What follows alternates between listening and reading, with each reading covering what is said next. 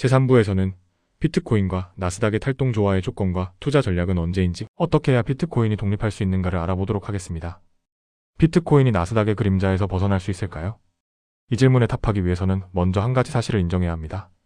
비트코인과 나스닥의 상관관계는 고정된 것이 아니라 끊임없이 변한다입니다. 실제로 30일 단기 상관계수가 0.7인 반면 90일 상관계수는 0.15이고 12개월 상관계수는 고작 0.04입니다. 즉, 단기적으로는 동조화가 강하지만 중장기적으로는 여전히 독립적인 자산이라는 의미입니다. 이 간극에 투자 기회가 있습니다. 그렇다면 비트코인이 나스닥으로부터 진정으로 탈동조화되려면 무엇이 필요할까요? 인베스팅닷컴의 심층 분석에 의하면 비트코인의 정체성이 위기라는 것입니다. 2026년 4가지 경로를 기반으로 탈동조화의 조건과 각 시나리오를 구체적으로 분석하겠습니다. 첫 번째 시나리오는 동조화 지속 최악의 경우를 알아보도록 하겠습니다. 연준 2026년 말까지 금리 인하를 미루고 AI 버블이 붕괴하거나 지정학 위기가 격화되고 ETF에서 자금이 순유출될 경우 2022년의 교훈을 복귀합니다. 당시 나스닥이 28% 하락할 때 비트코인은 62% 폭락하면서 베타 2.2배를 기록했습니다. 2026년 2월에는 더 심각해졌습니다. 나스닥 마이너스 15%에 비트코인 마이너스 52%, 베타가 무려 3.5배였습니다. 마틀 리플은 이렇게 단언합니다. 시장이 충격을 받으면 비트코인은 거의 확실히 같이 떨어진다. 비트코인은 이미 모든 것이 함께 무너질 때 같이 무너진다는 것을 증명했다. 이 시나리오가 전개되면 스티펄이 경고한 대로 38,000달러까지 하락할 수 있습니다. 이는 15년 장기 추세선이 붕괴되는 지점으로 단순한 조정이 아닌 구조적 붕괴를 의미합니다. 나스닥이 2026년 중 현재 대비 추가로 15에서 20% 더 하락하면 비트코인은 베타 34배를 적용할 경우 45%에서 60% 추가 하락도 배제할 수 없습니다. 이 시나리오를 촉발할 수 있는 트리거들을 구체적으로 나열하면 다음과 같습니다. 첫째, AI 반도체 수요 급감으로 엔비디아 등 AI 관련주 30% 이상 폭락할 경우. 둘째, 이란 - 미국 지정학 충돌 격화로 에너지 가격 급등 및 경기 침체 공포 확산할 경우. 셋째, 연준의 2026년 하반기 금리 인하 취소 및 추가 인상 가능성 시사할 경우. 넷째, 비트코인 ETF에서 주간 30억 달러 이상 순유출이 3주 연속 지속될 경우. 다섯째, 비트코인 도미넌스가 55% 아래로 붕괴되며 자금이 달러로 이탈될 경우. 두 번째 시나리오는 부분적 탈동조화 기준 시나리오입니다. 연준 2026년 하반기 한두 차례 금리를 인하하고 클레이티 법안과 지누스 법안 기반의 규제 명확성이 완성되며 비트코인 ETF 순유입이 지속되는 경우. 이 시나리오에서 비트코인은 여전히 나스닥과 일정 수준 연동되지만 독자적인 상승 동력을 회복하기 시작합니다. 역사적으로 이 패턴은 2023년에 관찰되었습니다. 당시 나스닥 49%에 비트코인 147%로 상관계수는 0.20에서 0.35 수준으로 낮아진 상태에서 비트코인이 독립적으로 3배 이상 상승했습니다. 2026년 하반기에도 유사한 패턴이 전개될 수 있는 근거가 있습니다. 비트코인 반감기 2024년 4월에 보았듯이 반감기 효과 역사적 18개월 사이클 고점은 2025년 10월 12만 6천 달러로 이미 나타났고 다음 사이클의 저점 형성 시점이 2026년 중반 하반기로 예측됩니다. 바넥 CEO는 비트코인 약세장 바닥이 2026년에 형성되고 있다고 밝혔으며 COINDSK도 2026년 3월 1일 비트코인 시장 바닥 금 대비 지표를 볼 때 근접하고 있다는 분석과 의견을 보도했습니다. 이 시나리오에서 비트코인의 연말 목표가는 인베스팅닷컴의 분석에 따르면 8만 달러에서 11만 달러 구간입니다. 세 번째 시나리오는 완전한 탈동 조화이고 강세 시나리오입니다. 비트코인이 국가전략준비금으로 공식 채택되고 여러 국가 중앙은행이 비트코인을 외환 보유고에 편입하며 비트코인 도미넌스가 60%를 돌파하는 경우입니다. 이미 조짐은 나타나고 있습니다. 2026년 2월 현재 미국 정부는 공식적으로 32만 8,372 비트코인을 전략적 준비금으로 보유하고 있습니다. 이 비트코인들은 더 이상 시장에서 매도되지 않습니다. 이것이 비트코인의 수급 구조를 근본적으로 바꾸고 있습니다. 인베스팅닷컴의 4가지 경로 분석에서 전략 준비금 시나리오는 12만 달러에서 15만 달러를 제시합니다. 탈동조화를 가속화할 5가지 조건을 구체적으로 살펴보겠습니다. 첫 번째 조건은 BTC 도미넌스 60% 돌파하는 것입니다. 현재 BTC 도미넌스는 57%에서 59% 수준입니다.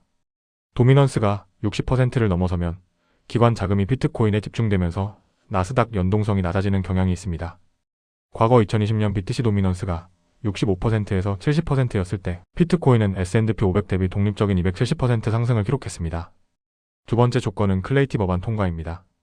미 하원을 294에서 134로 통과한 클레이티 법안이 상원도 통과하면 비트코인은 법적으로 증권이 아닌 상품으로 최종 확정됩니다.